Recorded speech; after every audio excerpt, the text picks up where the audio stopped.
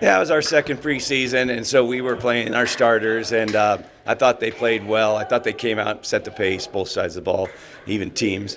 Then we I think we fell into a little bit of a rut there with penalties, and that was something I know I'm going to make a point of when we get back at it. But it was a good, solid win. The team does seem like they're getting better. We're at the ground floor, though. We got a long way to go, but did like what I saw out there.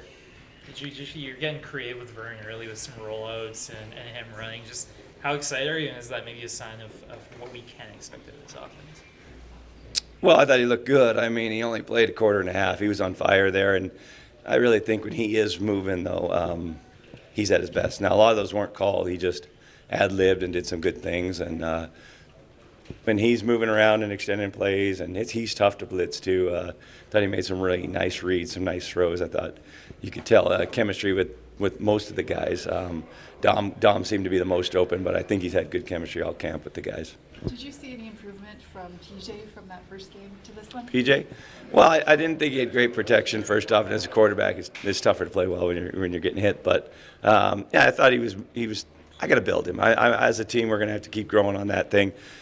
He is making some reads and some throws that the other team is catching, and that's a problem. We're going to keep building on that. I mean, it's unfair to think he's just going to step in and just and look like $1 million. He's never played in the CFL, but had a good week of practice. Just got to keep building and growing that room. Jett, in terms of what he did, special teams, he seemed to be a better Ludo? cracker. Yes. Yeah, he took a dumb penalty, though, so guess what? That's the one that sticks with me. So, yeah, we're going to have another week of practice to get a chance to see what our team is. We're not going to – it's hard when it's no games. It's like, what are these guys basically keeping at it? We just got to try to understand that we're still competing. There's still jobs to be won. There's still basically practices that are important so we can improve going into week one. And we'll have some tough decisions when we make our final cuts. Anybody stand out in particular that you can say before looking at the tape that you thought had a pretty good game? Well, Peterson on the D-line I thought to me, when I looked at there, he was the one getting the sacks. You don't know, though, if that's somebody else maybe creating the mismatches. I thought we stopped the run. I think, to be straight up, like, that's the thing we got to understand. You can't be a good defense if you can't stop the run, and we didn't do that last year. So the guys did have physicality.